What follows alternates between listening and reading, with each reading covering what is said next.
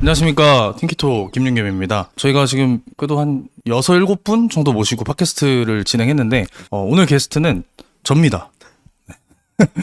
좀 민망하긴 하지만 최근에 뭐 이분 뭐 하는 분인가요? 뭐 의사인가요? 이런 댓글들도 너무 많이 달려가지고 저에 대한 소개를 할 겸해서 팟캐스트를 준비를 했고요. 그래도 저도 이제 진행자가 있어야 네. 얘기를 할 수 있기 때문에 저희 틴키토에서 거의 헤드코치 역할을 하고 계시고 저희 부트캠프나 슬린지에서 구독자분들 도와드리고 계신 김낙원 코치님을 진행자로 제가 선배를 했습니다. 가장 가깝고 대화를 제일 많이 나눈 분이라서 네, 좋은 대화 할 수 있을 거라 생각을 했고요.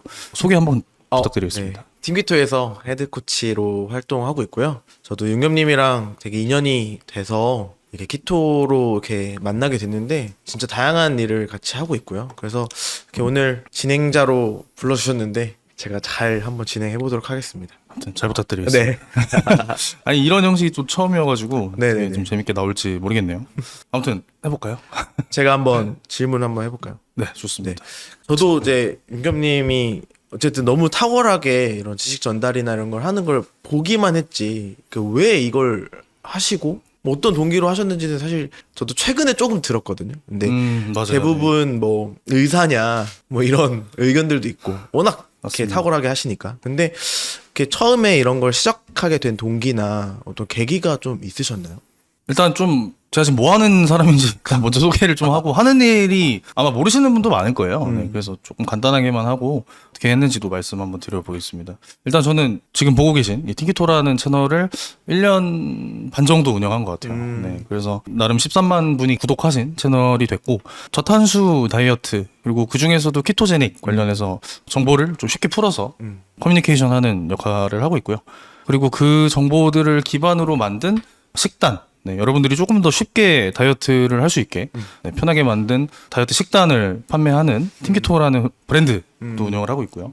또 오프라인에서 굳이 다이어트를 하지 않으시는 분들도 조금 더 건강하게 먹으면 좋잖아요. 그래서 무설탕 한식 제로밥상이라는 브랜드를 서울 여러 지역에서 운영을 하고 있습니다. 강남에서 1등이고 다른 지역에서도 1등을 되게 많이 하고 있어요. 네, 그래서 지역에 있으시면 기회 될 때 한번 드셔보시는 것도 추천드리고요. 또 여기 계신 나온 선생님이랑 한국 웰리스 코치 협회라는 운동 강사들의 협회를 만들어서 전문가들을 위한 교육이나 아니면 컨퍼런스 이런 것도 진행을 하고 있습니다.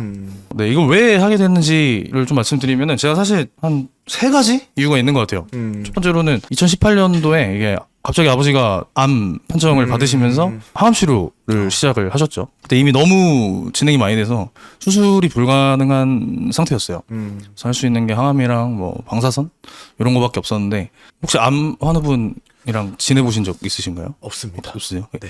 이게 아마 그 구독자분들 중에 경험 있으신 분은 알 거예요. 이게 항암 시작하기 전에는 암 환자인지도 모를 만큼 건강합니다. 되게 신기해요. 그래서 처음에 진단받았을 때가 3.5기? 이 정도였는데 전혀 아무도 예상하지 못했어요. 네. 근데 갑자기 이제 막 그 전조 증상 중에 하나인 성대마비? 네. 원래 성대마비가 일반인들한테 가끔씩 옵니다. 그래서 한 2주 정도 지나면 마비가 풀려요.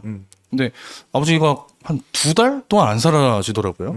이게 무슨 일인가 하고 이제 병원 갔더니 그렇게 판정을 받으셔가지고 이제 본격적으로 항암을 시작을 했죠. 진짜 딱 항암제를 맞으면 사람이 피죽이 된다는 표현이 맞을 정도로 진짜 체구도 괜찮으셨는데 엄청 훌쭉해지고 머리도 당연히 다 빠지고 무엇보다 일상생활을 못할 만큼 건강이 악화가 돼요. 그래서 뭐 수술도 못하니까 그러면은 꼭 저 항암 치료를 해야 되나? 라는 의구심이 들었어요, 저는. 네.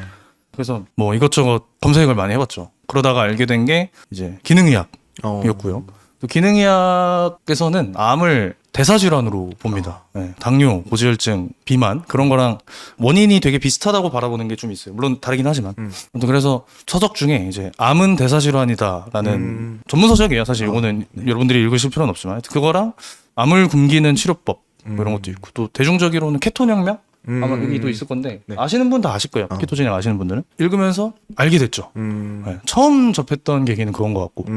근데 이제 항암을 하면은 미음도 못 먹어요, 사실. 네. 근데 이 항암제가 환자의 체중에 비례해서 용량을 정하기 때문에 체중을 유지하는 게 굉장히 중요합니다. 그래서 뭐가 됐든 일단 많이 먹어야 돼요. 네. 살 빠지면은 약을 덜 쓰고 그러면 암세포가 안 죽으니까. 근데 그래서 제가 뭐 이걸 배웠지만 적용하진 못했죠.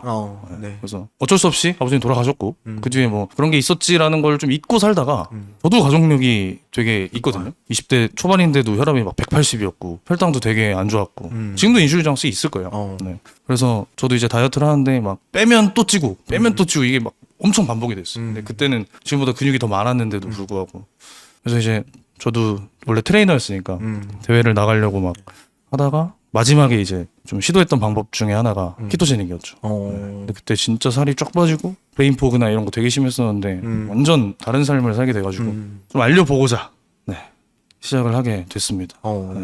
저도 뭐 키토제닉 한 지 5년 정도 됐고 저도 아파서 시작한 건데 이거를 이제 대중들한테 쉽게 설명해 볼 생각은 사실 거의 못 해봤거든요. 근데 이제 저도 윤경님이 하시는 거에 대한 의구심이 좀 있었어요. 너무 쉽게 얘기하니까. 근데 그게 어떤 세상에 좀 기여하거나 다른 사람한테 유익하게 해주려고 하는 의도에서 하신 거라는 생각이 드는데 혹시 어떤 마음으로 이렇게 영상을 제작하고 하시는지 되게 궁금하거든요. 어쨌든 저도 당시에 이제 아버지가 갑자기 돌아가셨으니까 돈을 벌어야 되는 상황이었잖아요. 그래서 네. 약간의 양심이라고 해야 되나? 내가 돈을 벌면 이 사람도 얻는 게 많아야 된다는 생각이 좀 있어가지고 진짜 좀 도움이 되는 거를 하고 싶었는데 그때 이제 되게 절묘한 타이밍에 다이어트를 하면서 키토제닉을 다시 한번 접하게 되고 공부를 하면 할수록 이게 빨리 세상에 알려지면 좀 사람들이 더 건강해질 거라는 생각이 들었어요. 그래서 제 친구들한테도 적용을 해보고 네, 그래서 저희 이제 같이 공동대표하는 친구도 네, 간헐적 단식이랑 키토로 진짜 10kg를 그냥 쑥 뺐고 그 뒤로 엄청 건강해졌고 다른 친구들한테도 다 적용해봤는데 다 완전 달라지더라고요. 다 후기도 너무 좋고 그러면은 사람들이 더 알면 더 좋지 않을까라는 생각을 했고 그리고 내가 이거를 진짜로 세상에 좀 도움을 주면 나도 경제적인 문제를 해결할 수 있지 않을까라는 생각을 했죠. 네. 근데 물론 그거를 알자마자 바로 뭔가 비즈니스나 사업을 할 수 없으니까 경험을 쌓아야 했고 또 운동은 뭐 워낙에 오래 했기 때문에 이제 트레이너를 먼저 하면서 고객을 가까이서 만나보자 하는 생각을 했습니다. 그래서 그런 거 위주로 많이 코칭을 2년 동안 했고 다 좋은 성과가 있었어요. 네. 그래서 그때 경험을 많이 쌓았고 공부도 계속하면서 조금 더 이제 지식이 탄탄해졌죠. 네. 근데 하면 할수록 느낀 게 너무 어려워. 아시겠지만 네. 이게 기능의학이랑 뗄래야 뗄 수가 없잖아요, 사실. 그리고 그 아까 말한 암은 대사질환이다 뭐 이런 책 전문 서적에서도 키토제닉 다이어트를 KD라고 줄여서 표현하거든요. KD. 근데 그 KD에 대한 얘기가 굉장히 많이 나와요. 어디를 가도. 그래서 뭐 간질에도 효과가 있고 암에도 실제로 효과가 많고 거기까지 이제 공부를 하다 보니까 머리가 엄청 복잡해졌는데 이거를 쉽게 정리하지 않으면 대중화는 진짜 꿈도 꿀 수 없겠다는 생각이 들어가지고 네. 최대한 쉽게 혼자서 좀 정리를 했던 것 같아요. 그래서 그때 정리한 내용들 그냥 지금 다 꺼내 쓰고 있는 거고 이후로도 계속 공부를 좀 했죠. 네. 이게 그 의학적인 내용을 공부하면은 사실 저도 체육대학을 나왔지만 콜레스테롤이라든지 뭐 LDL은 나쁜 지방이다. 맞아요. 네. 이런 어떤 프레임이 있는데 저도 그거를 벗겨내기가 쉽지 않았고 다른 사람한테 적용하기 어려웠던 이유 중에 하나가 부담 요소가 있으니까. 맞아요. 상식적이지 않으니까. 맞아요. 근데 그거를 어떻게 설득하고 이렇게 하실 생각을 했는지가 저는 사실 되게 놀랐거든요. 이게 몇 가지 상황이 좀 겹쳤던 것 같은데 저는 기본적으로 타인이 무언가를 주장을 하면 의심을 해요. 이게 성격일 수도 있는데 네. 인간을 못 믿는다 이게 아니라 한 가지 주장을 할 때 거기에 결부된 것들이 너무 많잖아요. 가능성이 엄청 많고 변수 되게 많은데 과연 저 사람이 저걸 다 고려해서 얘기했을까라는 생각이 기본적으로 있어요. 그러다 보니까 뭐 LDL이니 뭐니 상식이라고 불리는 그런 것들을 접할 때도 한 번씩 의심을 하는 습관이 좀 있었고 지금도 있어요. 근데 이게 조금 더 강화된 계기가 하나 있는데 제가 한번 말씀드렸던 적이 있을 거예요. 운동을 하다가 어깨를 한번 다쳤습니다. 네네네. 그래서 근데 그때는 저는 근육에 진짜 완전 집착 증세가 심할 때라 8개월 동안 운동을 못 했거든요. 아파가지고. 그래서 학생이었는데 진짜 몇백을 써가지고 유명한 병원을 다 다녔어요. 막 엑스레이, MRI 뭐 안 해본 게 없고 막 보디빌더들 컨디셔닝 하시는 코치분들 찾아가서 배우고 했는데 크게 5명을 만났던 것 같아요. 진짜 전문가들. 근데 5명의 진단이 전부 다 달랐고 치료 방식도 전부 다 달랐습니다. 네. 근데 만약에 이게 진짜 전문가들이 얘기하는 주장이 진리에 가깝다면 통일성이 있어야 되고 그쵸. 그거를 적용했을 때 효과가 있어야 되잖아요. 근데 아무것도 맞는 게 없고 다 달랐던 거예요. 그래서 진짜 이게 뭐지? 이런 생각에 너무 고통스러웠는데 네. 그래서 그때 그냥 그럼 내가 공부를 해보자. 내 몸이고 내가 맨날 실험할 수 있으니까 이렇게 막 해보면서 그때 기능해부학을 공부를 좀 많이 했고 그래서 막 학교에서도 최대 수업 같은 거 찾아 들으면서 네. 했는데 그때 느낀 게 저는 경영학과 학생인데 최대 기능해부학 수업에서 1등을 했어요. 그러니까 이게 전공도 그 사람의 실력을 100% 보장할 수는 없다는 생각을 그때 했고 그래서 좀 더더욱이 아무도 못 믿게 된 내가 공부해야 된다는 생각을 좀 많이 갖게 됐습니다. 저도 뭐 이거는 좀 여담인데요. 저도 경영학과 수업을 들어서 A뿔을 받았거든요. 나도 경영학과 거 들어보자. 부끄럽다 굉장히. 네, 네, 근데 부끄럽습니다. 최대생도 경영학과를 들었는데 어쨌든 그러니까 저도 한번 의심을 하는 보고 보는 스타일인데 이게 만약에 이 대중이라고 하고 상식이라고 하는 것들을 이제 뒤엎다 보니까 제가 느낄 때는 이 키토라는 것들도 많이 설득력이 있어지고 하는데 윤겸님이 굉장히 많은 기여를 했다라고 생각을 하거든요. 근데 그 중에서 하나가 키토인들을 팀으로 묶었다. 맞아요. 가 굉장히 큰 역할을 하셨다고 생각을 했는데 그 팀으로 이제 묶게 된 배경이나 이런 것들이 어떻게 되는지 좀 설명해 주시면 좋을 것 같습니다. 요게 몇 가지 맥락이 좀 있어요. 일단 제가 그 아까 말한 과정을 거치면서 느낀 게 전문가나 이제 전공이 모든 걸 보장해주지 않는다는 걸 느꼈어요. 그리고 내가 이걸 공부하면서 전문성이 있다고 하는 사람들보다 많이 알게 된 시점이 있었을 거 아니에요, 분명히. 왜냐면 그 관심이 없는 분야도 있으니까. 하여튼 그러면서 느꼈던 게 한 분야에서 진짜 많이 알기 위해서 뭔가 학력이나 그런 게 필요가 없다. 그리고 또한 인간의 가능성이 생각보다 더 크다. 네, 저는 뭐 전혀 상상도 못했죠. 내가 이런 생리학이나 생화학을 공부할 거라는 상상을 한 번도 해본 적이 없는데, 근데 그 가능성이 있고, 이거 좀만 몰입해서 노력하면 누구나 전문가만큼까지는 아니겠지만, 그래도 준전문가 수준까지는 올라가겠다는 생각을 했어요. 그런 사람들이 분명히 어딘가에 뿔뿔이 흩어져 있을 거라는 생각을 했어요. 그러니까 왜냐면 나도 했으니까. 그럼 딴 사람들은 더 잘하겠는데 하는 생각이 있었고. 근데 그런 사람들이 이 스피커가 돼서 좀 더 자신의 뭐 지식을 좀 쉽게 전달한다거나 그런 문화가 있으면은 세상이 생각보다 빠르게 바뀔 수도 있겠다는 생각이 들었고 한번 모아보자 그런 생각을 했어요. 그래서 그때 처음 찾아갔던 분이 선생님이시고 네네. 그렇죠. 그때 인스타로 막 트레이너 중에 그런 사람 없나? 한번 찾다가 당시 거의 유일했어요. 제 기억으로는. 저도 서칭 진짜 많이 했는데 네네. 그래서 바로 청량리로 달려가서 한번 함께 하자고 제가 제안을 먼저 드렸었고 네. 그리고 뭐 굳이 오프라인으로 만날 필요도 없다는 생각이 있어서 그럼 내가 커뮤니티 만들어보자. 마침 또 유튜브를 했고 그러다 보니까 진짜 숨은 고수들이 엄청 많아요. 정말로 대단한 분들이 많은데 그분들이 이제 모이면서 그분들이 있으니까 약간 초보자분들도 왔을 때 이득이 생기잖아요. 네. 그럼 명분도 더 강해질 거고 그래서 이제 커뮤니티가 조금 흥하게 된 게 있었죠. 네, 그렇습니다. 근데 이게 지식도 사실 지식인데 저는 되게 컨텐츠를 볼 때마다 놀라운 건 이 지식을 이렇게 설명한다고? 그러니까 굉장히 쉽게 설명하는 거에 대해서 사실 전문가 집단들은 조금 경계하잖아요. 맞아요. 그리고 맞아요. 그거를 뭔가 폄하한다는 느낌도 드는데 저도 처음에 만났을 때 그런 의심이 있었지만 이제 대중들이 점점 똑똑해지는 것들을 봤을 때 저도 이런 의학 쪽이나 건강 쪽 컨텐츠를 보지만 논리는 다 비슷한데 이 쉽게 다가가는 게 윤겸님을 따라갈 수 없다. 뭐 엄청 잘하는 건 아니지만 그래도 네. 노력을 좀 하긴 했던 것 그러니까 같아요. 그게 혹시 이런 기능의학적인 거 말고도 전달을 위한 노력을 혹시 또 하시는지 제가 궁금합니다. 약간 그거를 많이 했던 것 같아요. 제가 트레이너를 하면서 어쨌든 일반 회원들한테도 이 내용을 설명을 많이 했을 거고 하면서 느낀 게 진짜 좋은 지식이어도 상대가 이해를 못하면 그 지식은 쓰레기인 것 같아요. 예쁜 쓰레기. 예쁜 쓰레기. 무슨 의미가 있어? 그 사람이 듣지도 않고 행동을 변화시키지도 못하면은 아무리 노력할 필요가 없는 거라고 느낌이 들었어요. 그래서 이거 어떻게 하면 쉽게 설명하지라는 생각을 많이 했는데 저는 좀 그걸 많이 했어요. 그러니까 예를 들어 우리가 생리학에서 해당 과정, 뭐 베타산화 과정 이런 거 있잖아요. 네. 거기서 물질이 계속 바뀌잖아요. 이렇게. 이거 다 알 필요 없잖아요, 사실. 중요한 것들만 이렇게 찝고 화살표만 좀 바꿔주면은 핵심만 딱딱딱 얘기를 할 수 있잖아요. 그래서 진짜 본질에 가까운 포인트들만 가려내는 훈련을 되게 많이 했고 근데 그거 일환으로 약간 저도 책을 많이 읽는 편인데 네네. 책을 읽고 500페이지짜리 책이다. 이거를 한 문장으로 정리를 해보는 거예요. 저희 팀원들한테도 제가 맨날 얘기해요. 이거 훈련 엄청 많이 해야 된다고. 그러면 이제 통찰력이 좀 생기거든요. 그러면서 저도 논문을 되게 많이 봐요. 컨텐츠 만들 때. 근데 그거를 좀 한 문장 혹은 세 문장 이렇게 좀 줄이는 연습을 많이 했고 그리고 그걸 줄인 거를 저는 트레이너였으니까 계속 연습할 수 있잖아요. 네, 실전 경험을 할 수밖에 없는 구조니까. 그러면서 좀 많이 들었고 이제는 훈련이 많이 돼서 되게 빨리 할 수 있어요. 네, 책도 한 챕터 읽으면은 바로 그냥 한 문장으로 바꿀 수 있을 것 같고 근데 이게 또 단점이 디테일한 부분은 좀 빨리 넘깁니다. 네. 어차피 저는 이것까지 내가 100% 이해할 필요가 있을까라는 생각이 좀 있어가지고 하여튼 좀 그러면서 말하는 거를 원래 좀 좋아하기도 하고 그래서 뭐 도움이 됐던 것 같습니다. 네. 그런 이제 과정에서 사실 이렇게 키토제닉이 이렇게 대중화되는 데 있어서 저는 가장 많이 기여를 하셨다고 하고 물론 다른 분들도 계시지만 그렇죠.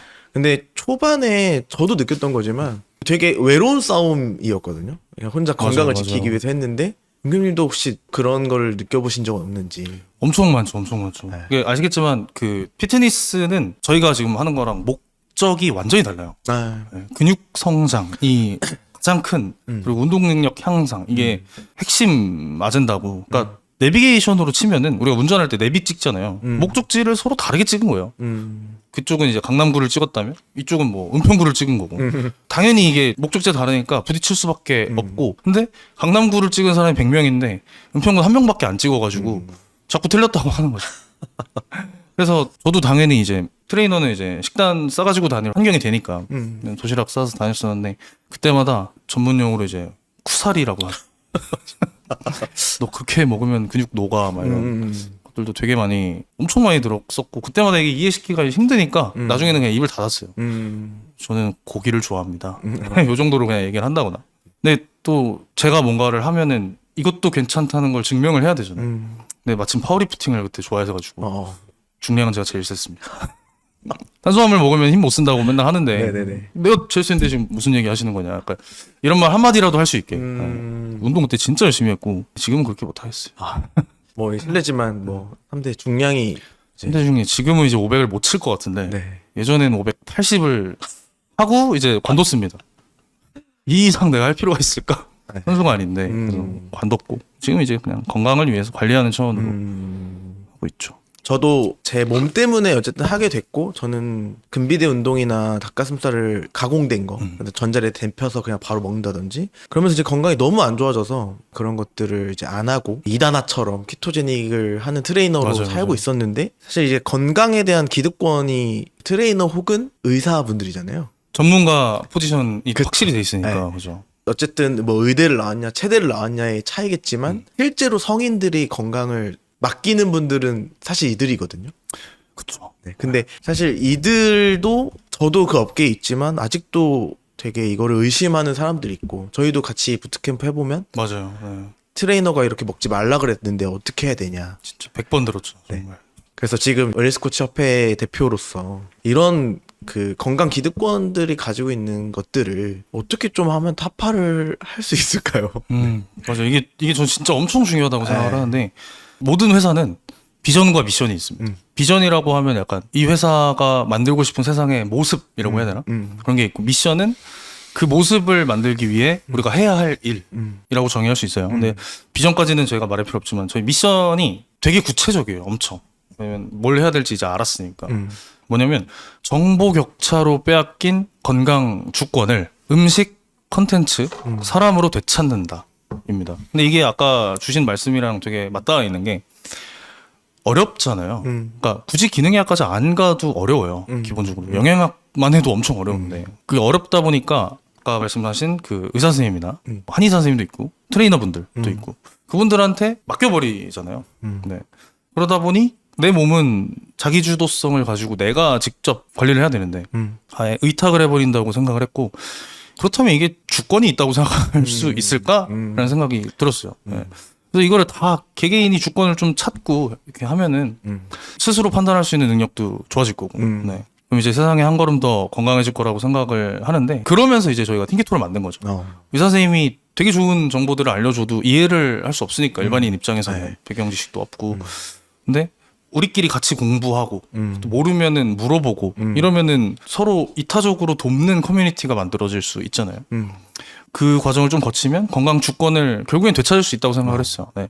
근데 그 커뮤니티를 만들기 위한 시발점이 컨텐츠여야 돼요. 요즘에는 다 이제 컨텐츠를 많이 소비를 하고 그걸로 정보를 다 얻잖아요. 검색 잘 안 하더라고요, 요즘에는. 그래서 유튜브를 했던 것도 있고 아무튼 그렇게 해서 커뮤니티를 만들고 나서 느꼈던 것, 그리고 팅기토를 시작하기 전에 느꼈던 거는 아무리 유능하고 똑똑한 사람이어도 세력이 없으면 힘이 없습니다. 이게 약간 정치인들을 보면 알 수 있어요. 아, 그렇죠. 네. 다 각자 마음에 품고 있는 외로운 정치인이 있을 수 있어요. 네. 그런 분들도 이 사람이 국정을 하면 참 잘할 것 같은데 힘이 없다. 못한다. 왜 못하냐? 세력이 없다. 신문에서 그 사설, 칼럼 이런 데 보면 그런 얘기 많이 나오잖아요. 세력이 무조건 필요하다. 그래서 그런 생각을 했고, 팀키토는 이제 일반인들의 세력이라면 저는 웰코협을 이제 전문가들의 세력으로 좀 키우고 싶은 마음이 있죠. 거기서 뭐 제가 뭐 대장 노릇을 한다거나 이러고 싶은 마음도 없고 그냥 좀 무리가 있었으면 좋겠어요. 그러면 저희의 반대하는 생각을 가진 분들도 귀를 한번 기울여 볼 수 있잖아요. 왜 이렇게 저렇게 하는 사람이 많지? 한 번쯤 얘기 들을 거고. 그런 마음에서 좀 한 것도 있고, 그리고 제가 느꼈던 것 중에 하나가 주류 의학 혹은 그런 건강에 대한 진리로 여겨지는 상식들을 깨부수려면 깨부순다는 표현이 좀 과격하게 들릴 수도 그럴 있어요. 수 근데 있죠. 그거에 약간 변화를 주려면 네. 주체가 민간이어야 된다고 생각해요. 그러니까 어쨌든 전문가라고 하면 권위를 갖고 있고 권위를 가진 사람들이 자기가 이전에 했던 말을 뒤집는 거는 굉장히 권위에 큰 타격이 있는 거거든요. 야, 너가 예전에 그랬잖아. 근데 왜 지금 또 아니래? 그렇기 때문에 권위가 있는 사람은 말을 바꾸기가 되게 어려워요. 이거는 근데 그 사람들이 잘못됐다는 게 아니에요. 어쩔 수 없어. 이게 인간 사회의 생리적인 모습이라고 보는데 그렇기 때문에 좀 유연하게 하기가 어렵고, 그렇다면 다른 주체가 좀 바뀌면 어쩔 수 없이 이쪽에서도 변화가 필요하거든요. 예를 들어서 약에만 의존하는 게 당연하다고 대중들이 생각을 했는데 그게 아니라 음식이 훨씬 효과가 좋네라고 느끼면 이 사람들도 그런 환자들만 올 거 아니에요. 만약에 이게 엄청 많아지면. 그러면은 섣불리 약이 진리라고 말하기 어려울 거란 말이죠, 분명히. 그리고 그 사람들은 대중임과 동시에 고객이고 소비자이기 때문에 경제적인 부분도 맞닿아 있고. 그래서 민간을 세력을 키워서 좀 변혁을 해볼까? 라는 생각, 야무진 꿈을 하나 갖고 있는데. 근데 뭐 제가 그렇게 거창하게 할 수 있다고 막 굳건히 믿지는 않아요. 근데 어쨌든 간에 그런 변화가 일어나는데 한 1%라도 기여를 하면 그것도 뭐 할 일을 다 하는 거니까. 그러니까 저도 뭐 이게 우리가 또 둘 다 피다 보니까 얘기가 정치로 빠질 수 있거든요. 근데 네. 저는 이게 나름 뭐 엄밀히 따지면 정치긴 하죠. 그렇게 볼 수는 있죠. 우리가 사회에서 하는 정치는 아닌데, 저도 윤겸님 라이브를 보거나 했을 때 자주 말씀하시는 게, 나는 이렇게 유명해지고 싶은 마음은 없다. 맞아요. 근데 사실 유명해지셨거든요. 네, 뭐 그렇게 유명하지도 네, 않습니다. 근데 이제 저는 곁에서 보면서 윤겸님의 대의가 뭔지를 아니까 이제 저는 동의하고 가는데, 좀 더 몸집이 커지시고 세력이 커지면 반드시 뭔가 이제 저항하는 세력과의 그 뭔가가 있을 텐데, 맞아요. 그런 것들은 혹시 걱정되진 않으시는지. 걱정 많이 됩니다. 아니 근데 뭐 네. 제가 아직 힘이 없어서 이렇게 막 의사분들 혹은 뭐 진짜 트레이너 분들이 뭐 저를 이렇게 막 얘를 어떻게 죽이지 이런 생각까지는 안 하실 거예요, 분명히. 그러니까 너무 약간 하찮아 가지고 아직 전투력 측정도 잘 안 되는 그런 상태라서 그 막 되게 구체적으로 걱정하거나 하진 않는데, 제가 주도하지 않아도 언젠가 커지면은 그분들이 이제 이거를 어떤 놈이 이렇게 판을 바꿨지라는 생각을 한 번은 할 거 아니에요. 그때 뭐 눈에 띌 수도 있는 거고. 근데 그거는 좀 있는 것 같아요. 약간 댓글과 저격이라고 해야 되나? 댓글. 네, 댓글은 확실히 있어요. 네. 예전에도 저희가 다이어트 한약 이런 거를 한 번 다뤘던 적이 있는데 다이어트 한약 때 그게 사실 성분이 마황이잖아요. 네, 마왕이죠. 근데 이것도 다른 말로 바꾸면 에페드린이고 도핑 약물이거든요, 사실은. 근데 물론 한의사 분들이 건강에 무리가 없는 용량으로 정했기 때문에 먹는다고 막 큰일이 나거나 하지는 않습니다만 그래도 뭐 몸에 좋다고는 표현할 수 없잖아요. 그쵸. 네. 좋을 수도 있겠죠. 물론 네. 더 연구하신 분들이 잘 아시겠지만. 근데 그 부분에 대해서 했다가 이제 한의사협회입니다. 이 영상 고소하겠습니다. 막 협회에 진정을 넣겠습니다. 뭐 이런 댓글도 달렸고, 피트니스 쪽 컨텐츠를 발행하시는 분들이 저격 컨텐츠 같은 것도 하나씩 올라오고, 뭐 인스타나 유튜브에서. 전 한 번도 못 봤는데. 팅키토라고 하진 않죠. 하진 않지만 맥락상 너무 우리 쪽 얘기인데, 그러니까 예를 들어 제품을 좀 언급한다든지 유추할 수 있는 그런 것들은 뭐 가끔 있는 것 같고, 근데 어쩔 수 없다고 생각해요. 저도 키토의 고인물이다 보니까 이 산업의 변천사가 짧게라도 저는 봤는데, 저도 그때 키토가 되게 핫할 때는 뭐 도시락 협찬해드리겠습니다. 먹어보면은 이거는 못 먹겠다 이런 것도 많았고, 그러니까 산업이 같이 발달했잖아요. 그쵸. 근데 어떻게 보면 팀 키토도 산업에 굉장히 발달에 기여했는데, 네. 차별성이 제가 뭐라고 생각하냐면 산업을 발달시키고 책임진다가 저는 되게 신선했거든요. 그러면 우리가 팔아먹는다라는 표현을 하지만 무슨 팔이? 맞아요, 무슨 맞아요. 팔이? 근데 우리가 개인의 경제적인 걸로 봤을 땐 팔아도 되는 거잖아요. 네, 맞습니다. 근데 저는 이제 팀키토가 되게 신선했던 거는 팔고 책임진다. 맞아요. 되게 중요하게 생각하는 포인트인데, 네. 일단 제가 보시는 분들한테 말씀드리고 싶은 거는 파는 건 나쁜 게 아닙니다. 사실. 그쵸. 그리고 파는 사람이 많아져야 돼요. 음. 사실은 그래야지 대중화가 되는 거거든요. 아까도 얘기했듯이 변화의 주체는 민간이어야 한다는 말과 이어지는 건데, 변화를 강제로 만들면 안 돼요. 진짜 좋은 변화를 누가 만들고 사람들이 거기에 몰려서 자연적으로 변해야 돼. 그러니까 예를 들어 키토가 진짜 누가 해도 엄청 좋아. 그러면은 당연히 입소문이 날 거고 안 할 이유가 없잖아요. 그러면 당연히 여기 사람이 많네? 그럼 나도 이런 제품을 출시하면 돈을 벌 수 있겠다라는 생각을 하실 거고, 한쪽에서.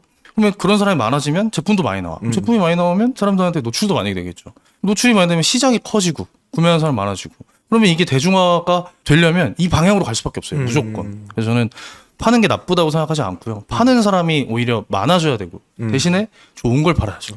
네. 나쁜 걸 팔면은 그거는 진짜 사기꾼이고.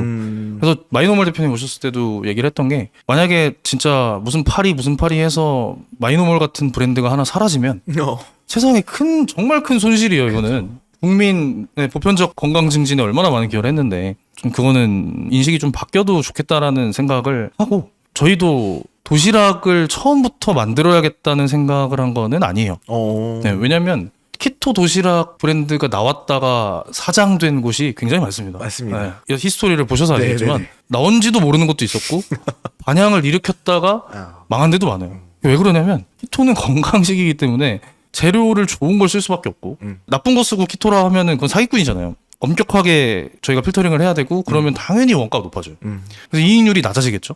그러면 이익률이 낮으면은 그 회사의 대표가 돈을 덜 벌어서 이제 원가 싼 거 쓴다고 생각하시는 분도 있는데, 물론 그것도 맞겠지만 네. 이익률이 낮아지면 회사가 운영이 안 됩니다. 음. 네. 예를 들어 내가 하나 팔았을 때 판매가의 한 30%가 남는다고 치면 그 30%를 가지고 사무실 월세 내고 직원 월급 주고 그다음에 이런 콘텐츠도 돈으로 만드는 거잖아요. 사실. 그렇죠. 커뮤니티 운영하는 것도 다 돈이고, 그러고도 남는 돈으로 재생산을 해야 되잖아요. 그러니까 현금이 돌아야 돼요. 제조업과 유통업은 어쩔 수 없어요.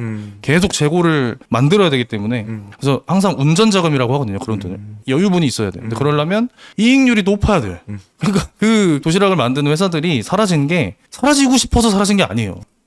이 환경이 살아남기가 너무 어려운 환경이에요. 네. 근데 거기에 예를 들어 내가 광고도 해야 돼. 그럼 이제 말도 안 되는 거죠. 그때부터. 저희도 광고를 한 번도 한 적이 없습니다.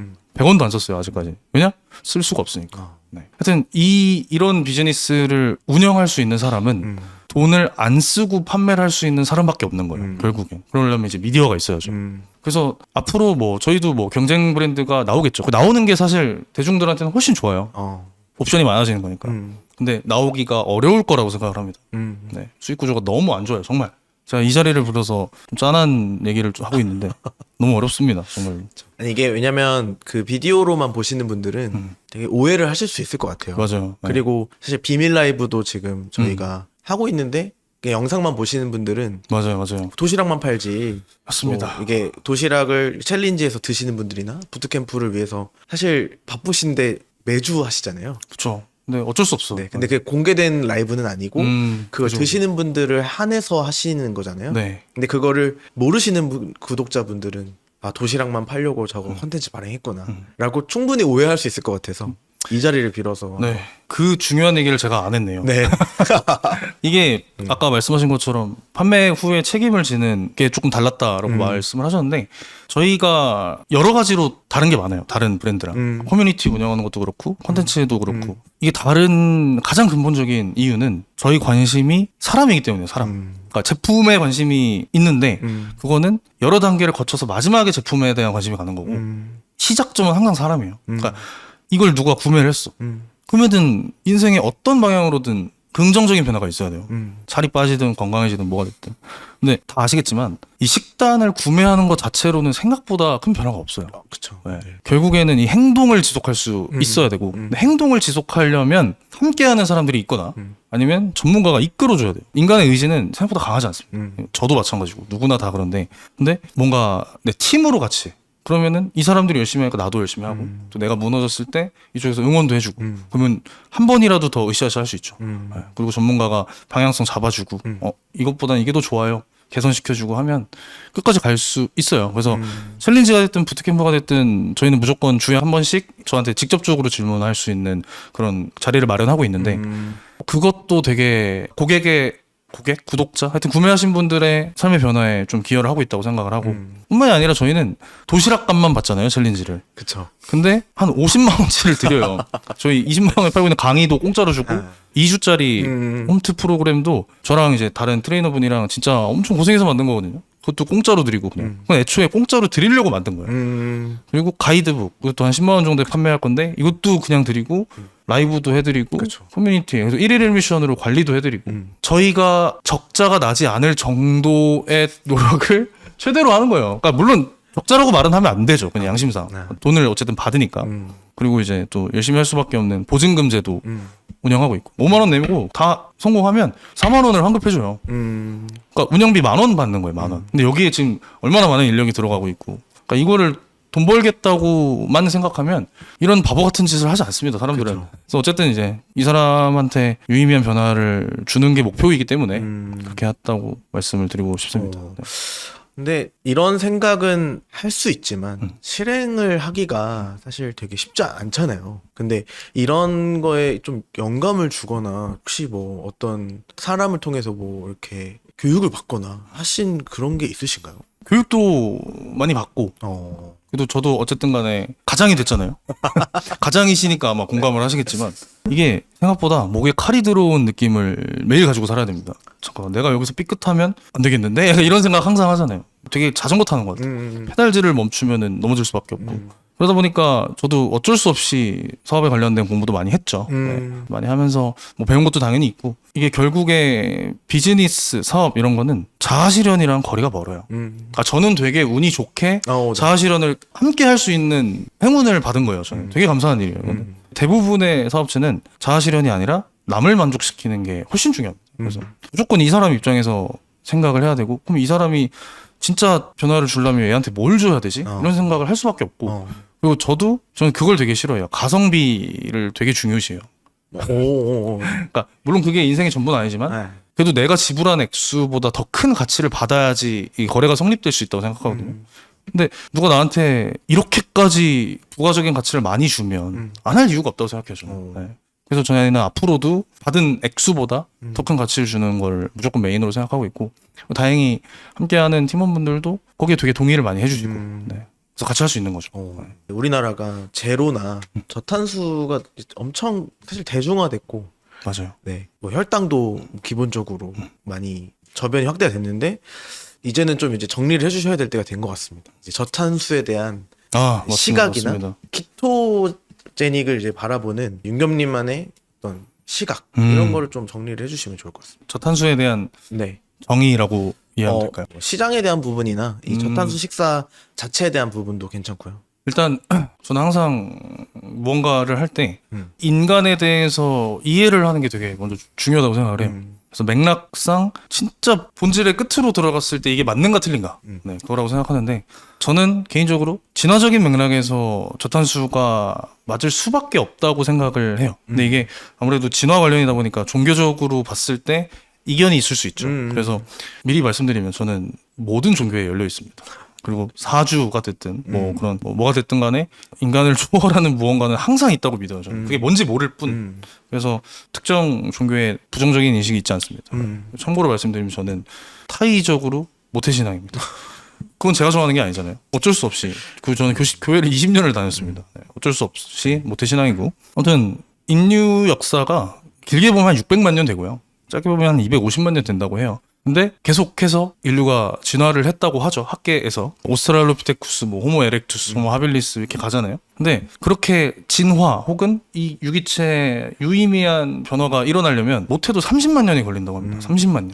왜냐면 이게 세대를 갈수록 생존에 유리한 애들만 남으면서 이제 진화를 했다고 표현하는 거잖아요. 자연 선택이라고 하는데 진짜 세대가 지나가면서 되는 거기 때문에 얼마나 많은 시간이 걸리겠어요. 근데 그러면 250만 년으로 짧게 잡아서 그 중에서 인간이 그 기간 동안 인간이 뭘 먹고 살았느냐 하면 그냥 고기랑 채소만 먹고 살았어요.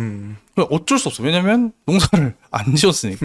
곡물이 없었으니까. 네. 그러다 보니까 아까 얘기했듯이 생존에 유리한 애들만 살아남으면서 개체가 변한다고 하잖아요. 근데 당연히 내가 있던 환경이 동물들, 그러니까 고기, 생선, 그리고 들판에 있는 풀 이거밖에 없으니까 이거를 잘 소화시키는 방향으로만 진화가 된 거예요. 그래서 근데 아주 짧은 시간이에요. 역사적으로 보면 농업혁명이 1만 년 전에 일어났고 그러면은 이제 그 고기와 채소의 적합 그리고 단식도 있어요. 단식 사냥에 실패하면 굶어야 되니까 그런 거에 적합한 애들만 이렇게 살았는데 갑자기 어디서 본 적도 없는 대량의 밀과 쌀이 이렇게 세상을 덮어버렸잖아요. 그러면은 이 사람들이 이렇게 많은 탄수화물을 소화시키는 능력 자체가 아예 없이 태어났는데 이걸 어떻게 건강하게 버틸 수 있겠어요? 저는 못한다고 판단을 하고 그리고 만약에 진짜 그런 다량의 탄수화물이 인간한테 좋은 존재라면 대사질환이 없어야 돼요. 그 전까지는 대사질환이 없었어요. 농업혁명 전까지는 당연히 없었고 그리고 가공식품이 나오면서 특히 많아졌지만 가공식품도 몸에 괜찮으면은 병이 안 걸려야 돼요. 왜 걸리겠어? 제가 자주 쓰는 비유인데 자동차들 보면은 휘발유차랑 디젤차가 정해져 있잖아요. 그렇죠. 근데 휘발유차에다가 디젤 엔진을 가득 넣으면 그냥 고장납니다. 그냥 말할 것도 없이 고장나요. 근데 물론 디젤을 한 방울 넣으면 괜찮겠죠. 그렇죠. 총 한 70리터 들어간다 치면 1리터 넣으면 괜찮을 수도 있어요. 전 모르지만 전문가 아니니까. 네. 근데 어쨌든 우리는 지금 70리터로 꽉 채우고 있잖아요. 디젤로. 네. 그래서 문제가 생기는 거라고 판단을 하고요. 이건 이제 당위인 거죠. 당위. 네, 이게 맞는지 당위인 거고. 그럼 이게 맞는지 증명을 하려면 실제로 인간의 몸이 어떻게 굴러가는지도 보여줄 수 있어야 돼요. 네. 근데 인간은 필연적으로 당화와 산화에 취약합니다. 네. 우리 몸은 세포의 집합이잖아요. 모든 게 다 세포잖아요. 근데 이 세포가 에너지를 만들거나 대사를 할 때 무조건 산소를 써요. 산소. 사실 지구에 산소가 더 많았으면 모든 생명체가 더 컸을 거라는 이론도 있죠. 근데 이건 사실일 거예요. 근데 산소를 에너지로 쓰면 필연적으로 활성산소라는 매연이 발생을 합니다. 산소가 100이라고 치면 95가 다 쓰이고 5%의 활성산소가 발생을 하는 건데 얘네가 세포를 훼손시켜요. 손상을 입히는 거죠. 그럼 이게 나중에 되면 암도 되고 하는 거고 우리가 노화라고 부르는 모든 것들은 다 활성산소의 결과물이고 근데 이것만큼 안 좋은 게 이제 당화예요. 당화. 당화가 뭐냐면 이게 끈적끈적하잖아요. 당들이 우리 설탕물이나 뭐 물엿 같은 거 생각하시면 끈적끈적하죠. 근데 얘네가 단백질에 결합이 잘 돼요. 근데 모든 세포에는 다 단백질이 있죠. 그래서 결합이 되면 단백질이 당연히 손상이 되겠죠. 손상. 이걸 당화라고 해요. 그래서 이렇게 나온 걸 이제 AG 최종 당화산물이라고 하죠. 여러분들이 콜레스테롤 올라가고 혈관벽 손상되고 또 얼굴에 검버섯 피고 뭐 늙고 이런 거 다 당화산화의 산물입니다. 근데 만약에 탄수화물이 우리 몸에 적합한 재료라면 당화를 안 시키는 방향으로 이게 자연 선택이 되지 않았을까요? 근데 그게 없잖아요. 그 기능 자체가.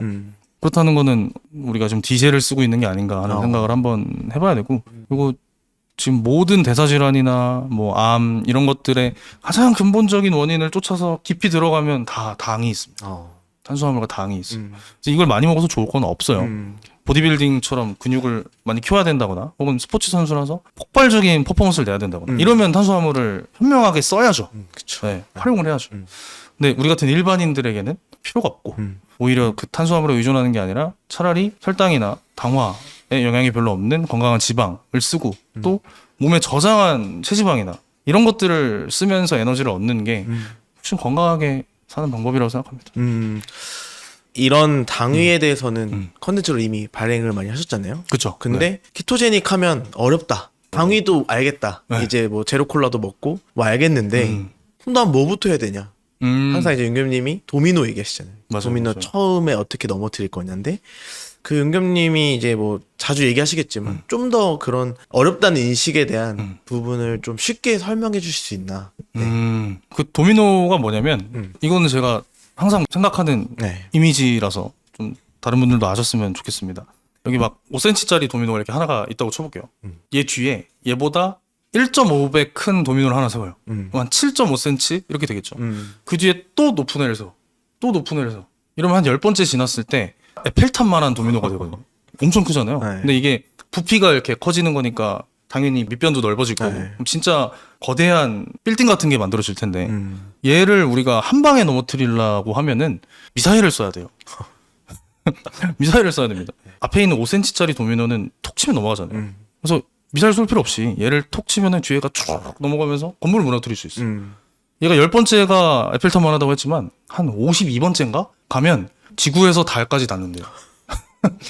이게 계속 제곱이 되니까 우리가 엄청 어렵다고 느끼는 무언가는 사실 되게 작은 노력 하나로 다 해결할 수 있는 경우가 많아요. 제가 볼 때는 그래요. 근데 그래서 그 첫 번째 도미노가 뭔지를 찾는 게 되게 중요한데 저는 이게 어렵다고 생각하지 않아요. 공복을 16시간 하시고요. 그러니까 하루에 2끼만 먹고 근데 이미 하루에 2끼 먹는 사람이 세상에 많아요. 저 학교 다닐 때만 해도 아침 안 먹으면 혼나잖아요. 그쵸. 근데 학교 가보면 아침 안 먹는 애들이 엄청 많아. 왜 나만 혼났는지 모르겠어요. 점심 저녁만 먹는 거죠. 이걸로 이미 16시간 공복. 그럼 지방이 분해될 수 있잖아요. 그러면 체지방 꺼내 쓸 수 있고. 그거 하나 시키고 그다음에 평소에 내가 가공식품 많이 먹었다. 치킨, 피자 이런 거 많이 먹었다. 그거 빼고. 네. 이걸로 시작하면은 생각보다 안 힘들다는 걸 깨닫거든요. 이게 적응이 됐어. 그럼 그때 비정제 탄수화물을 먹었을 거 아니에요. 2끼를. 쌀밥 2개 뭐 이렇게 먹었다고 칩시다. 그럼 그 쌀밥을 반으로 줄여보세요. 2공기 먹었어? 1공기로 먹는 거야. 대신에 반반 나눠서 2개 나눠 먹던지. 그럼 배고프냐고 할 거 아니에요. 고기를 더 드세요. 네. 그럼 고기를 충분히 드시면 되고요. 그리고 소금 많이 드시고 소금 많이까지는 아니겠지만 좀 짭짤하게 드시면 충분히 들어오고 잠 잘 자고. 사실 저는 그냥 이 정도면 저탄건지라고 생각해요. 일단 저탄수를 했고 건강한 지방, 고기, 자연 상태 지방이죠. 먹었고 뭐 여기 기호에 따라 들기름, 올리브 이런 거 둘러 먹어도 되고 그리고 그냥 채소 같은 거 곁들여 먹으면은 사실상 한 80%는 일치하거든요. 저탄건지랑. 근데 여기서 진짜 빡세게 갈 거면 이제 재료 하나하나 다 봐야 되고 탄수화물 섭취량 극단적으로 좀 줄여야 돼요. 키토제닉은. 저탄고지, 저탄건지 이런 건 좀 다르지만 이 정도면은 충분하고 저도 이렇게 살아요. 네, 저도 하루에 2끼만 먹고 뭐 바쁘면 한 끼 먹어요. 근데 아무렇지도 않고 그냥 여기에 적응이 되면 오히려 점심을 먹으면 힘듭니다.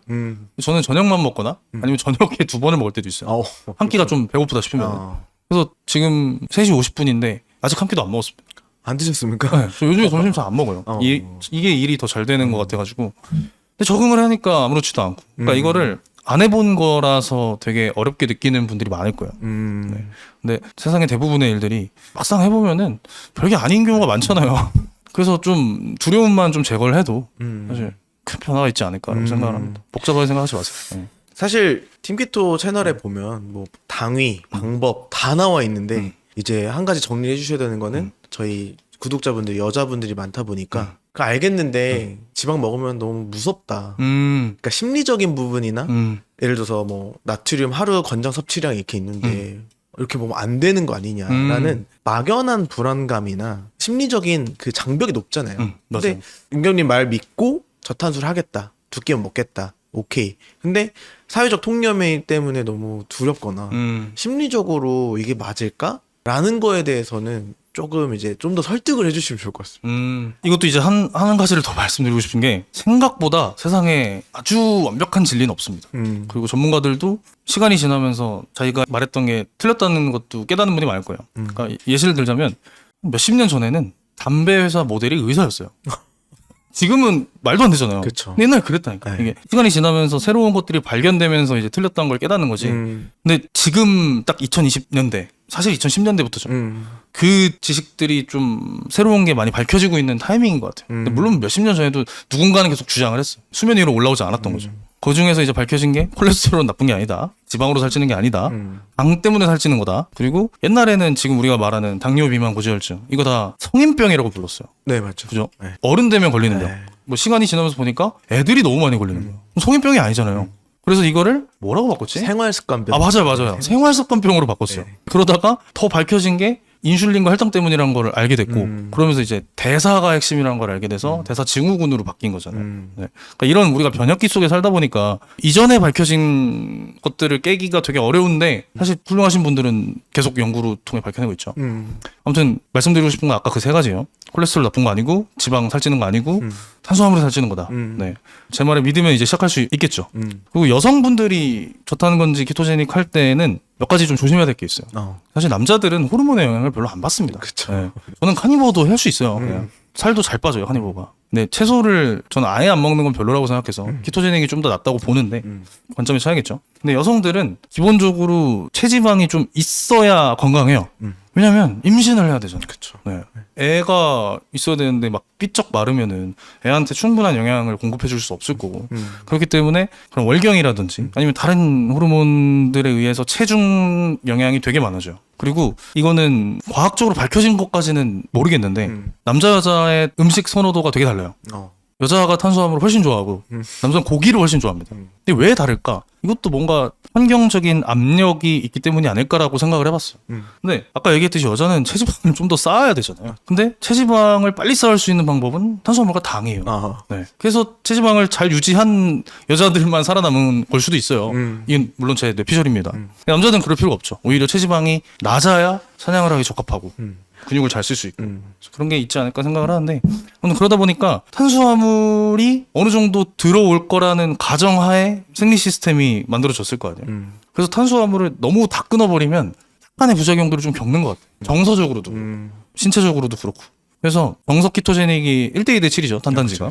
근데 그 1이 사실 채소 탄수 이런 거 다 포함하면 요만큼이거든요. 그래서 거의 무탄수에 가까워요 정석은. 근데 저는 여성이거나 초보자면은 그렇게 바로 시작하는 건 좀 별론 것 같고 임상적으로 봤을 때 당을 더 갈망하게 되는 것도 있는 것 같아요 사실. 네. 그래서 조금 탄수화물 한 2에서 3 정도로 늘려서 시작을 해도 될 거고 얘를 순탄수로 얘기하면 70에서 100g 정도 햇반 한 공기에서 한 공기 반 이 정도로 시작하는 게 좋지 않을까 생각을 하고요. 그리고 저탄고지나 이런 게 지방이 70% 50% 뭐 이러다 보니까 되게 겁먹는데 이거는 칼로리 기준이에요. 탄수화물 단백질은 1g에 4칼로리, 지방은 9칼로리예요.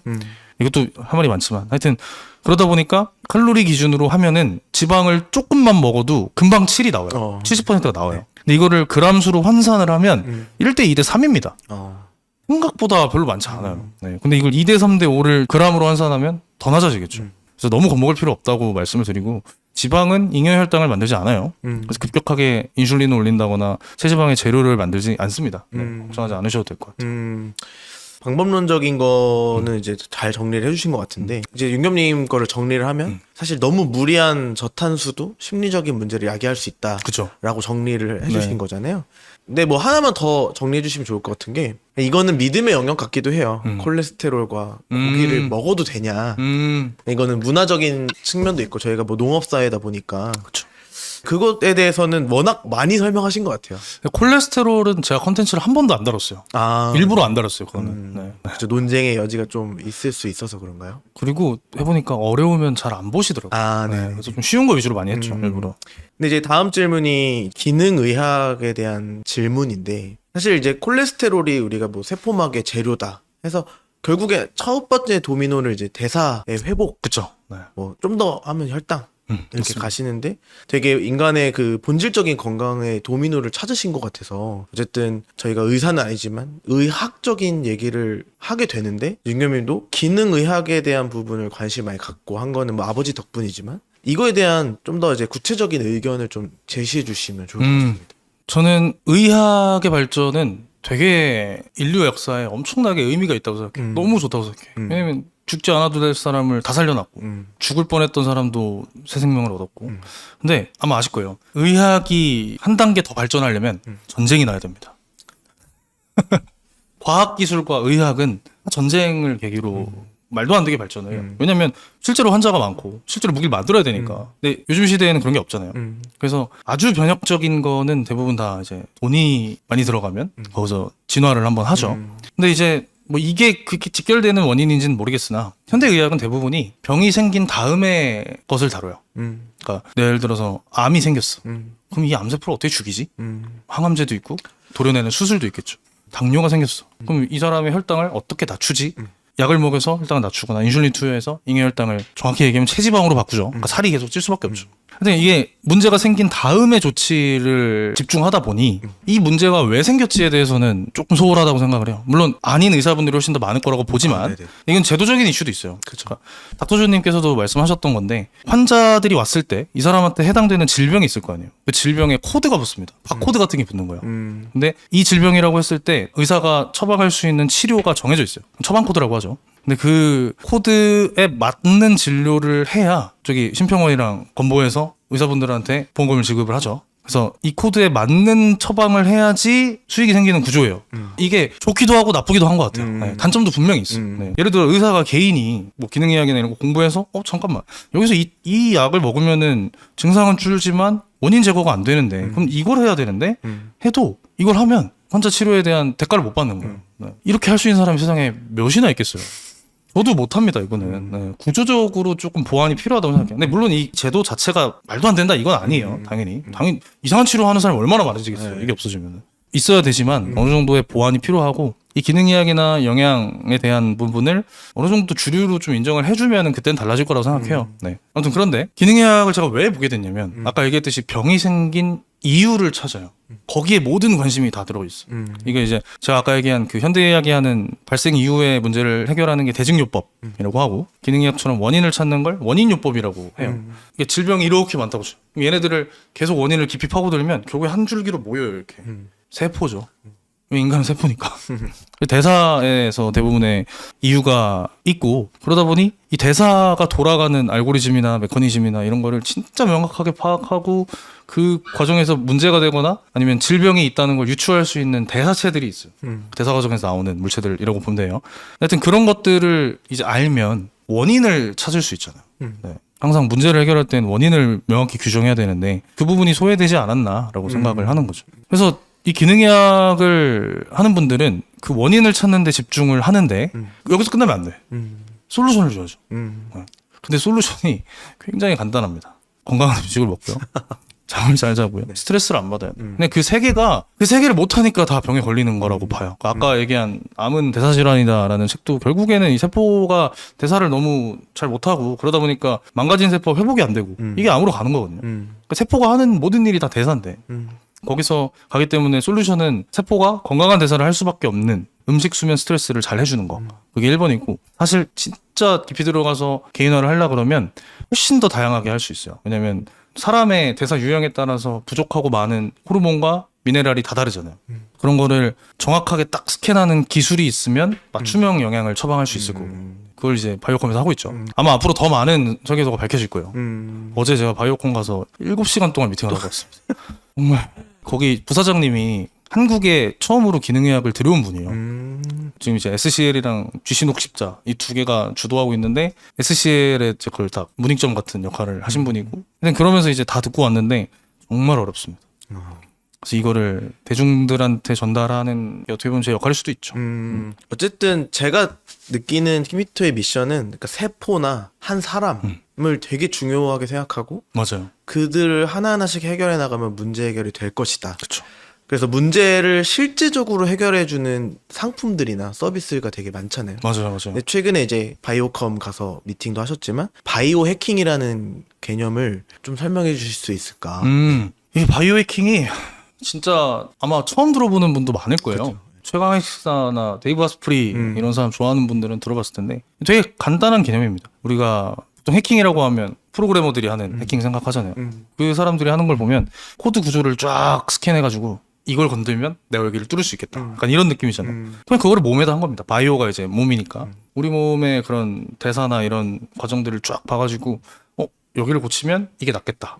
해킹을 딱딱 하는 거죠. 근데 그 해킹이라는 게 결국에는 이 설계도를 봐야 코드도 마찬가지로 그 소스를 알아야지 해킹할 수 있듯이. 근데 그 중에 하나가 이제 기능의학 검사예요. 근데 저는 이 검사 자체가 해킹의 가장 중요한 시발점이라고 생각을 하는데 시중에 나와 있는 검사는 음식물 알러지에 대한 검사. 내가 다이어트를 해도 안 빠지는 이유가 이 음식에서 오는 알러지 반응 때문이라는 걸 알 수 있고 급성 알러지가 아니라 만성 알러지 말하는 거예요. 그거랑 살이 빠지려면은 대사가 잘 돌아가야 되고 그러려면 중요한 미네랄들이 충분해서 제 역할을 할 수 있어야 되는데 유형마다 이게 다르니까 머리카락을 뽑아보면 그게 다 나온다. 네, 또 두 번째 스캔 하는 거고 그 다음에 더 중요한 게 장내세균이죠. 이거는 체변을 해야 돼서 좀 진입장벽이 있는 편이 저도 아직 안 해봤습니다. 네. 근데 그거를 보면 내 장내세균이 어떻게 분포했는지 알 수 있고 얘가 우리 뇌와 대사에 엄청난 영향을 끼쳐요. 네, 그럼 또 원인 찾을 수 있죠.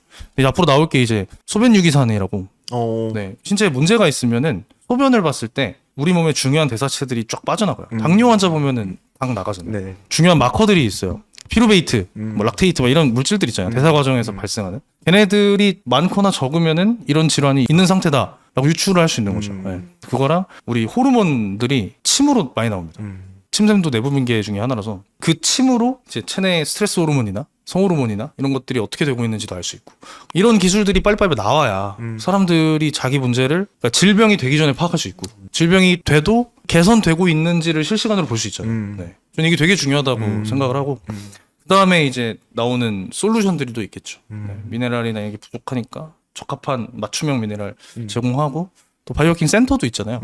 거기 가서 전자기장 펄스 맞고 브레인 피드백이라고 해서 뇌파 조정해가지고 ADHD나 우울증, 중독 다 해결할 수 있고 저는 이거를 대중화를 되게 시키고 싶어요. 근데 너무 생소하고 어려운 개념이라 챌린지가 많을 거라고 생각하지만 그러니까 저희 같이 웰니스 관련한 얘기하면 저도 이제 미국에서 생활습관 의학이라고 해서 그걸 주장하시는 분이 보통 웰니스를 주장하시거든요. 그렇죠. 네. 사실 윤겸님이 하시는 게 결국에는 의학이라는 말을 붙이긴 좀 민감하지만 예방하는 의학 쪽이잖아요. 질병이 생기기 전에 주권을 가지고 그쵸. 생각할 수 있고 그게 베스트죠 사실. 네. 그러니까 사실 좀 최근에 뭐 저 의료 쪽에 이슈가 있으니까 그런 부분 때문에 또 우리가 주권이 없으면 사실 이런 환경에서는 치료도 못 받을 수도 있는 거고. 근데 그렇게 만성으로 갔을 때 뭐 치료를 받는 거랑은 저희랑 좀 상관이 없지만 가기 전에 우리가 미리 건강을 챙겼다면 주권을 좀 가지고 건강을 지킬 수 있지 않았을까. 맞습니다. 네. 그래서 윤겸님이 하시는 의학 쪽뿐만 아니라 앞으로 이제 바이오 쪽도 혹시 계획이 있으신가 이제 궁금합니다. 바이오를 제가 주체적으로 할 수는 없을 것 같아요. 네. 그거는 이제 너무 많은 돈이 필요하고 기술이 있어야 되고 그래서 조금 더 큰일 하시는 분이 필요할 텐데 네. 근데 언젠가는 저기 거기에 좀 이제 기여를 하고 싶은 마음도 있고 그러니까 지금 제가 하는 일은 사실은 행동 변화에 가까워요. 제가 집중하는 거는. 그러니까 아무리 내가 정보를 다 알아도 실천이 너무 까다롭고 어려우면 못 하잖아요. 그래서 쉽게 먹을 수 있는 도시락, 식단까지 하고 싶지 않지만 너무 안 건강한 건 별로인 사람들을 위해서 배달 음식을 좀 깨끗하게 만들었고 이게 더 생활 밀착형으로 기여하는 바가 클 수 있어요. 그러니까 총량을 따지면 왜냐면 엄청 많은 사람들이 하니까. 근데 조금 더 욕심이 나긴 하죠 사실. 네, 언젠가는 하고 싶다는 생각이 있습니다. 저도 이제 인터뷰하면서 느낀 거는 기여라는 말을 되게 많이 쓰시잖아요. 그런 거는 사실 개인의 가치관이기도 한데 맞아요. 네. 그래서 저도 아까 영감을 받은 사람이 있냐 물어본 건데 윤겸님의 이제 개인적인 가치관이나 이런 것들을 좀 설명해 주실 수 있을까요? 어쨌든 처음에 사업을 시작한 동기 중에 하나는 경제적인 것도 있어요. 네. 내가 부자가 되고 싶다가 아니라 네. 뒤를 보니까 책임질 게 너무 많아서 당연한 거죠. 그래서 좀 약간 벼랑 끝에 있는 상태에서 시작을 했는데 근데 그렇다고 지금 부자가 된 게 아닙니다. 저도 어쨌든 법인이라 똑같이 월급을 받는 월급쟁이고 법인 돈 마음대로 쓰면 잡혀가요. 네, 최고랑을 차기 때문에. 근데 그럼에도 불구하고 제가 밥 먹고 사는 데는 지장이 없어졌어요. 네. 근데 그 전에는 진짜 돈에 대한 결핍이 엄청 강력했거든요. 무서우니까. 내가 벌지 못했을 때 다가올 미래가 무서우니까 그랬었는데 네, 하고 나서 느낀 게 저는 그냥 재밌는 프로젝트 좀 하고 그리고 거기서 도움받는 사람들을 내가 보고 좀 뿌듯해하고 그리고 좀 어려운 미션을 하나하나 이렇게 깨가는 그런 과정에서 좀 즐거움을 얻는 스타일인 것 같아요. 돈보다는. 돈도 물론 중요합니다. 돈 욕심이 없다는 게 아니에요. 네. 근데 이게 다 되려면 결국에는 타인이 나한테 도움을 받아야 돼요. 그게 아니면 애초에 이게 성립이 될 수 없다고 생각을 하는데 하여튼 그래서 그거를 좀 1번으로 생각하는 것 같고 조금 더 개인적으로 들어가면 중요한 사람이 되고 싶은 것 같아요. 돈 많은 사람도 뭐 좋지만 중요한 사람이 더 의미가 있는 것 같아요. 저한테는. 없으면 안 되는 사람 약간. 그러니까 그런 거 있잖아요. 이거 내가 했다? 그러니까 되게 모든 사람이 다 알고 되게 편하게 쓰고 있는 뭐 제품이라든지 아니면 뭔가 변화의 계기가 된 거라든지 그게 약간 내가 만든 거였으면 좋겠는 바람이 있는 거죠. 그래서 그 중에 하나가 이제 저는 띵키토라는 그 이름의 키워드가 팀이잖아요. 이 팀을 넘어서 트라이브라는 개념이 있어요. 트라이브.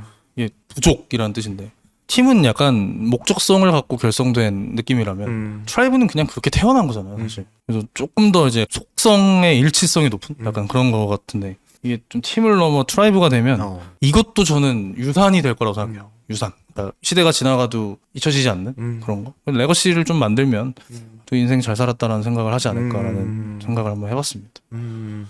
앞으로 족장님이라고 부르는 부족장님. 부족장님. 네. 너무 웃기네. 저도 아빠고 30대 중반을 넘어가고 있지만 저도 뭐 윤겸님이 제 인생에 되게 중요한 사람이긴 하거든요. 저도 마찬가지입니다. 저도 너무 중요한 사람이에요. 왜냐면 저한테 조언해 주신 것들 때문에 저도 경제적인 거나 이번 연도 PT샵 차리는 것도 조언해 주신 것대로 사실 실행해서 그대로 한 거고. 맞습니다. 이따가 홍보 한번.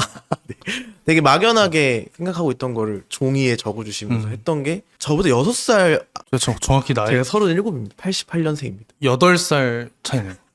그러니까 8살이 어린 우리 윤경님한테 제가 진짜 듣고 나서 되게 울컥하더라고요. 아, 내 인생을 이렇게 생각해준 사람이 있구나. 근데 이게 진짜 그런 저도 가치관이 맞아서 처음에 오게 된 거고 팀이라는 단어 하나 때문에 온 거긴 해요. 윤겸님이 처음에는 내가 그렇게 가치 있게 생각하는 식단을 너무 쉽게 설명해 버리니까 기분이 나빴는데 근데 맞아. 이제는 팀이라는 것 때문에 저도 뭐 불러주시면 항상 흔쾌히 오는 건데 진짜 이렇게 저도 이렇게 촬영하면서 느낀 거는 되게 뭔가 기여하고 싶고 이런 되게 사람들한테 유익하게 해주고 싶은 그런 의도가 좀 훼손되지 않았으면 좋겠다. 왜냐면 뭔가 누군가 잘 되는 걸 보는 거를 싫어하는 사람들도 있거든요. 그럼요. 네. 많죠. 근데 뭐 그런 분들에 대해서 뭐 제가 저격하는 게 아니라 진짜 이런 의도나 이런 것들을 좀 순수하게 알아주셔서 팀키토라는 그룹이나 트라이브 키토가 되겠죠 나중에는.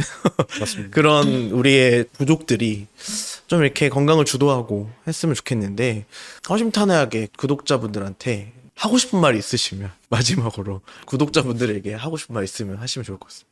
제가 이름을 팀키토라고 지은 것도 그렇고 좀 요즘에 되게 삭막하다고 해야 되나? 살기가 힘들잖아요. 경제적으로 뿐만이 아니라 그냥 인간 사회 자체가 많이 어려워지고 그랬다고 느끼는데 그 원인 중에 되게 큰 것 중에 하나가 공동체가 해체돼서 그렇다고 생각해요. 그러니까 이게 아마 아시는 분도 있겠지만 개인으로서 할 수 있는 일은 별로 없습니다. 있다고 해도 너무 그 일의 크기가 작고 그 가치도 더 낮을 수밖에 없어요. 혼자서 하려면. 그래서 결국에는 같이 가야 되거든요. 그러니까 답이 정해져 있는 거예요. 근데 이게 사업체든 뭐 지금처럼 우리 커뮤니티든 아니면 더 나아가서 가족이 됐든 간에 무조건 공동체주의가 어떻게든 살아남아야 된다고 생각을 개인으로서 너무 보잘것없기 때문에 네 우리가 너무 강한 공동체주의를 그동안 쫓아서 거기에 대한 이제 정반합의 과정인 것 같아요. 반으로 이걸 해체해버리자는 주장들이 많이 나오잖아요. 개인주의라고 하죠. 근데 저는 그 개인주의가 나쁘다고 생각하지 않아요. 네, 개인주의는 필요합니다. 우리는 내 인생의 주인 나인데 어떻게 공동체를 위해 다 희생할 수 있겠어요. 그래서 저는 이게 공존할 수 있어야 된다고 생각해요. 이걸 공존하게 만들고 이게 만들어진 커뮤니티가 개인주의, 공동체주의가 둘 다 유지될 수 있게 하는 거는 구성원들의 역할이잖아요. 그걸 할 수 있으면 되게 성숙한 인간이라고 생각을 해요. 제가 자꾸 너무 공동체 얘기만 한 것 같아서 말씀을 드리자면 저는 일단 이 생각까지 닿았던 그 시발점은 개인주의예요. 기본적으로. 내 삶을 더 좋게 만들고 싶어서. 근데 저는 이거를 둘 다 놓치면 안 된다고 봐요. 같은 팀, 같은 트라이브로서 공동의 목표를 향해 가지만 그 과정에서 나도 좋아야 돼. 나도 행복해야 되고 뭐 이득도 있어야 되고. 그래서 저는 항상 윈윈이 돼야 된다고 생각을 하거든요. 윈 루즈가 되는 순간 모든 관계가 끝납니다. 어쨌든 이 말을 하는 이유는 우리가 너무 이게 다 뿔뿔이 흩어져가지고 결혼도 어쨌든 안 하고 가족들끼리 끈끈함도 없고 물론 저도 제가 막 그렇게 가족과 엄청 가까이 지내는 스타일은 아니지만 네, 독립을 했으니까 그래도 마음 한켠에는 제가 방금 한 말을 좀 남겨두셨으면 좋겠다는 생각이 들어요. 그러면은 좀 더 우리가 만들 수 있는 가치도 커지고 내 행복도 훨씬 많아질 거라고 전 확신하는 게 좀 있어요. 네. 그리고 인간은 인간으로 행복을 얻고 인간을 잃었을 때 제일 슬프고 주변에 사람이 많아야 됩니다. 항상 아무리 개인주의적인 사람이어도 주변에 사람이 있어야 돼요. 좀 그거를 너무 잊은 게 아닌가 하는 안타까움이 좀 있습니다. 네. 인류애가 좀 있으신 것 같습니다. 원래 진짜 없었는데 생겼어요. 그렇군요. 네. 그렇다고 막 엄청 박애주의잖아 이렇진 않아요. 내 트라이브 지키기도 빠듯한 생계형 박애주의잖아. 저희가 질문할 준비한 건 다 네네네. 마무리가 된 것 같습니다. 너무 좋습니다. 속 시원하게 하고 싶은 얘기 다 해가지고. 진짜 다 하신 것 같습니다. 네. 어떻게 보면 무리한 부탁일 수도 있었는데 진행을 부탁드린 게 너무 잘해주셔서 감사의 말씀. 뭐 저는 항상 윤겸님이랑 대화하면 너무 감사합니다. 재밌죠. 그래서 다음 팟캐스트 게스트는 선생님으로. 근데 선생님 이야기도 진짜 여러분들이 들으면 좋을 것들이 많다고 생각해요. 개인적으로 엄청 좋은 사람 중에 한 명이고 대중들이 좀 더 많이 알았으면 좋겠습니다. 근데 최근에 너무 쟁쟁한 분들이 나오셔서 아예 중요하지 않습니다. 중요하지 않아. 네. 알겠습니다. 여기까지 들어주셔서 너무 감사드리고요. 사실 끝까지 안 보셔도 될 것 같습니다. 이번 영상은. 아무튼 저희는 또 다음 시간에 더 알찬 영상으로 다시 찾아뵙겠습니다. 감사합니다. 감사합니다. 네.